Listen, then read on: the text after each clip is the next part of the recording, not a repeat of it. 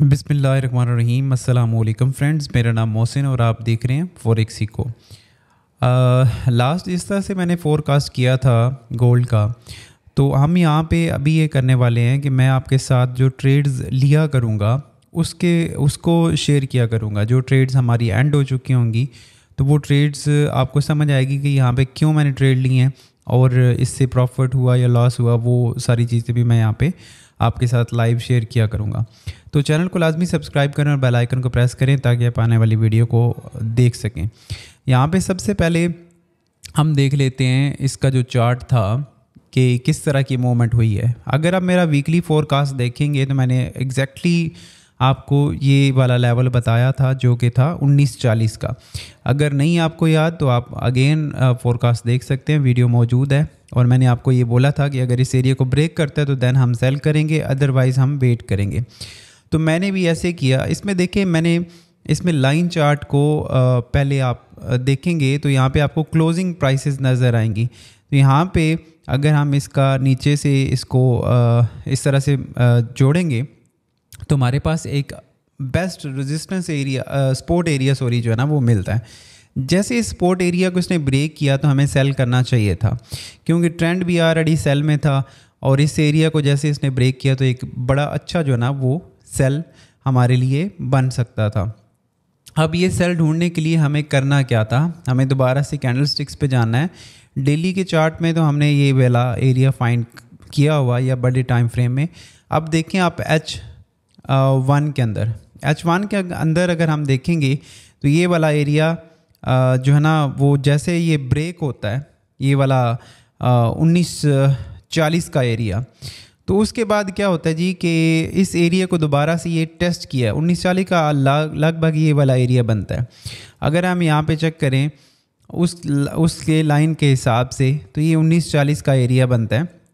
और 1940 को जैसे इस मार्केट ने ब्रेक किया, दोबारा से इसको रीटेस्ट का वेट किया हमने कि कहाँ पे ये रीटेस्ट करता है। एक तो रीटेस्ट करके दोबारा इसने इस एरिया को रिजेक्ट किया। हमें थोड़ा कंफर्म हुआ कि ये मार्केट अब दोबारा से इस एरिया में नहीं जाएगी, क्योंकि इस एरिया को अब इसने रेजिस्टेंस बना लिया जो पहले सपोर्ट थी। तो दोबारा इसने दोबारा रीटेस्ट किया। वैसे हम एंट्री यहाँ से भी ले सकते थे, लेकिन मैंने एंट्री ली यहाँ से। और इस एंट्री को लेने के बाद मैंने स्टॉप लॉस रखा ये, और टीपी हमारा था 1913 के लगभग। मैं भी आपको दिखाता हूँ। अब अगर मैं इसको ऑन करता हूँ तो एग्जैक्टली आपको फिगर्स नज़र आएंगे कि किस तरह से मैंने किया। ये वो वाला एरिया था, ये वो वाली लाइन थी जो हमने वहाँ से निकाल ली हुई है। और इस एरिया को इसने ब्रेक करने के बाद रीटेस्ट किया। रीटेस्ट करने के बाद पहले आपने देखा डेली के अंदर 1940 का एरिया जो है ना वो एक सपोर्ट था, लेकिन यहाँ पे अब ये एक रेजिस्टेंस बन गया। मार्केट इससे ऊपर मूव नहीं कर पा रही और इसको रिजेक्ट किया इसने नीचे से। अब क्या हुआ कि दोबारा से मार्केट दोबारा इस एरिया को रीटेस्ट किया और एक अच्छी सेल की कैंडल मिली हमें, ये देखें। तो जिसके बाद कंफर्मेशन हुई, ये जैसी कैंडल क्लोज हुई H1 के अंदर, तो मैंने यहाँ पे एंट्री ली जो कि बनती है 1933 के ऊपर, ठीक है।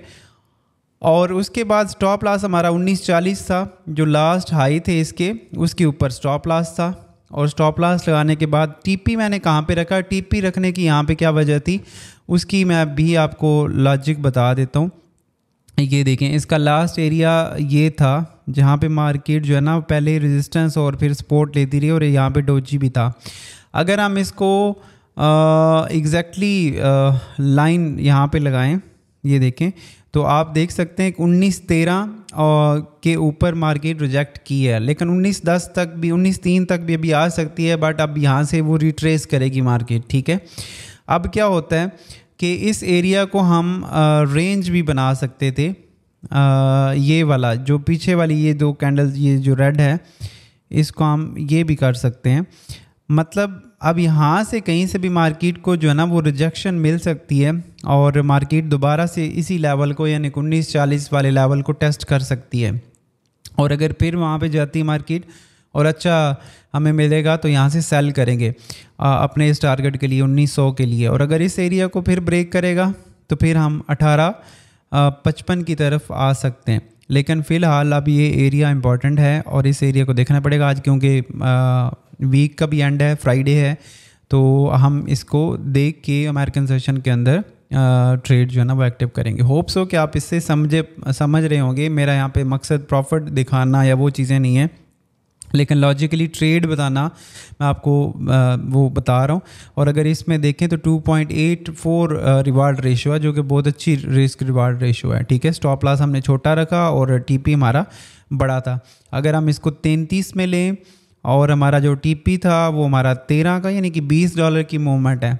और $20 की मूवमेंट का क्या मतलब है कि अगर आपने 1 स्टैंडर्ड की लॉट ले रखी है तो $2000 प्रॉफिट होता है। ठीक है, और अगर हमने इससे छोटी ट्रेड ले रखी है, जैसे कि 0.10 की अगर किसी ने यहाँ पे ट्रेड एक्टिव की है, तो कम से कम $200 का प्रॉफिट हुआ है। ठीक है, तो ये है एक मनी मैनेजमेंट के अंदर रहते हुए। अगर हमें लॉस होता, अगर देखें हमारा 1 स्टैंडर्ड की हम बात कर लेते हैं, 1 स्टैंडर्ड के ऊपर अगर हमने ट्रेड ली होती, 1 स्टैंडर्ड अगर हम लगाते 33 और ये 40, यानी कि $7, हमारा जो लॉस होता वो 700 का लॉस था अगर हम 1 स्टैंडर्ड की बात करते।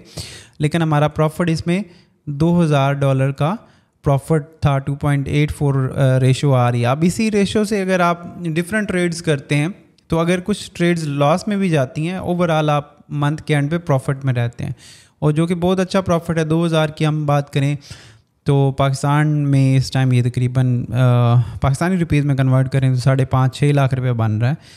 तो एक ट्रेड में ही आप इतनी अमाउंट जनरेट कर सकते हो, और एक अच्छी ट्रेड को वेट करके अगर आप करोगे तो आप अच्छा खासा प्रॉफिट जो है ना वो जनरेट कर सकते हैं। होप्स हो कि आप इससे फ़ायदा उठाएंगे, समझेंगे। इस तरह की और मैं वीडियोस बनाऊंगा, अगर आप चाहेंगे तो कमेंट में ज़रूर बताएं कि आपको इससे फ़ायदा हुआ या आप इस तरह की वीडियोस और देखना चाहते हैं।